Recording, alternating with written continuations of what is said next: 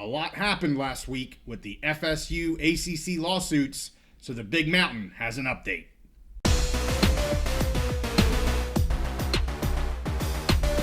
The ACC lawsuits are always in the news, so we're back on the Big Mountain to keep you updated. Hey, nice to have you back here on the mountain. I am JY, and this is my good friend Steve. Steve, I have three things that we need to talk about here with the ACC FSU lawsuits. One coming out of Leon County when Judge Cooper had another hearing to finally, hopefully, figure out whether or not we're staying or dismissing any of these motions from the ACC.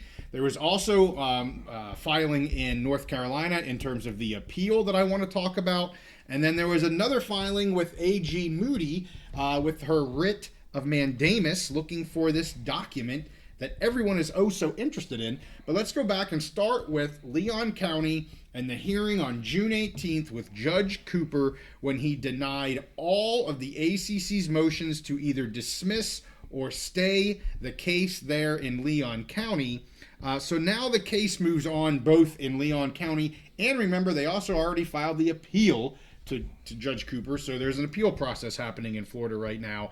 I listened to a fair amount of this case, and Steve, I gotta say, this thing was so long again. I'm like, okay, this is the second hearing. He's doing this because, the FSU just had to clean some things up. That's pretty much what he said. You could kind of tell after the first hearing, he's like, I could let this go, but it would be better if, I let you guys amend this so you can clean up the jurisdiction piece, which they did. I mean, the FSU put all kinds of jurisdiction stuff in there.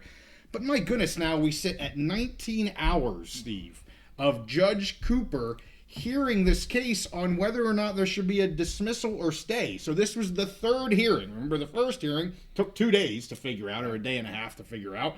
This one took a whole nother day, and he actually didn't even get through everything. At the end, he's just like, okay, that's it. We're going to end. He checked to see if the courthouse would stay opened longer so that he could continue to hear it. The answer was no. So he's like, well, I'm just going to write down the rest of my rulings on this off the briefs. I think there was even talk of continuing via Zoom a couple days later. I mean, my goodness gracious. And I have to say, Matt Baker, he was doing some Xting out. I don't know if that's a word, but I call it Xting. I'm still sticking with tweeting. Whatever. He was tweeting out. And it was the best. It was towards the end or right after they closed for the day. And his ex was he summarized it by saying, out of context, Judge Cooper was basically saying throughout this, I'm trying to not get in the weeds as much as he had weed seed all over him. And I'm like, dude, that was so perfect. Because he would ask the lawyers, really on both sides, like, hey, don't get in the weeds here. But then when he talked, he just went off on tangents, and it was about weedy things. So yeah. I'm not trying to knock the guy. I've heard many people say from Tallahassee area that he's a great judge, and so that's great. But my goodness, 19 hours to figure this out seems awfully long to me. But anyway, anything you want to add on that? You were kind of keeping me updated. I was following along on Twitter. I did. At one point, I had a little break, and I jumped in. Well, right when I jumped in, they've gone on another break. So, long. I mean, that's obviously Judge Cooper's style. He likes to talk through things forever and ever and ever. But I'm just glad. I'm glad that instead of coming back another day, he had the wisdom, we'll call it, to just say, you know what, I'll consider these things. You can give me your briefs and give a decision, which he ultimately did get to a decision. He did, a couple yes. days later. And lots of breaks, especially in the afternoon after lunch. I mean, he was just breaking all the time. The one time he had to break because, I don't know, his computer wasn't working or something, and it was after they had just come back from a break. Yeah, he couldn't get the computer logged back in. I think it said it had done an update. At one point, I think he tried to take a pill, and he didn't have enough water or something. Yes. The poor guy. I will say the one zinger for me was when, and I put this out on X, the FSU lawyer was talking, and he called the FSU stadium the Doak Walker Stadium, and the judge actually corrected him. He's like, it's Campbell or something like that. I just found that it was kind of hilarious. Doak Walker is a famous award, kind of one step below. I think it's the best running back in the country, but a little. I thought it was kind of funny. Yeah. But anyway, let's get to the appeal in North Carolina on June 19th, so a day after the hearing there on the 18th. The ACC filed their response to FSU's petition for certiorari review, or basically the appeal to the North Carolina Supreme Court. The ACC gave two arguments. First, FSU cannot show any probability that the business court's denial of the motion to stay was arbitrary. And two, the trial court's denial of FSU's motion to dismiss for lack of subject matter jurisdiction is consistent with the court's recent cases, and there are no extraordinary circumstances to warrant review. I'm not going to go into a lot of the detail. I think this was maybe about a 30-page-ish filing. A lot of what's stated here is what we've already heard in the hearing with Judge Bledsoe and in the findings of Judge Bledsoe, so I'm not going to bore people there. But I will say the two main things that really kind of, to me, were focused on here was standing again and sovereign immunity again, your favorite guy. Remember, sovereign immunity is one of the largest items here in North Carolina, as FSU is stating that they can only be sued in the state of Florida. The ACC is countering this, saying that FSU waived its sovereign immunity for contractual claims. There is a lot of precedent in a state or state entity that can waive sovereign immunity in contractual matters, especially when engaging in interstate activities and agreements. So, again, it's the same thing that basically Judge Bledsoe heard. They're just appealing it now to the North Carolina Supreme Court. So I'm not going to go through this because it's kind of the same stuff we've already heard. They're just having another court hear the same daggone case, basically. So anything you want to add there for the appeal process in North Carolina? So we've made a big, obviously, we've made a big deal about how, the ACC, they really want this to be in Mecklenburg County because they between the judge and the precedent in North Carolina, they feel that's the most favorable venue for them, and it has been. Same thing with Florida State and Leon County. They definitely feel like the Florida State law and how it's applied in the state of Florida, the precedents there, Judge Cooper's court in Leon County, they feel like that's a favorable venue for them. But that's gone. That's they've held serve basically, yes, and got right. those favorable opinions they were expecting so far in each respective place. But now we're going up to that next level. Now we're seeing what are appeals courts going to do. I think it's going to be much the same because I think in North Carolina, Judge Bledsoe knows exactly what the appeals court there is looking for, and he's writing it to that. And I think the same exact thing in the state of Florida. I think Judge Cooper, for as long-winded as he is, he knows exactly. I looked up his record. It's hard to find any specific stats, but it sounds like he also has a very good record on appeal. And so my guess is that in both states, both judges, their opinions will continue to hold up on appeal. But we'll see if in either state, if one of these appeals went the other way, I think that'd be a huge swing. So we'll see what happens. Well, it would be a huge swing, but I totally agree. I don't think either of these appeals that really are only dealing with the dismissal or staying of the motions, I think they're both going to be moving forward. And you've been on that from the beginning, Steve. So let's last get to A.G. Moody. Our last update was about A.G. Moody. And of course, Monday, June 17th, Judge Angela Dempsey granted the motion and accepted that the other conference briefs in support of the ACC's response to order show cause be granted. So she has now allowed the briefs to be a part of that those documents. She noted that neither party, the ACC nor FSU, opposed this motion.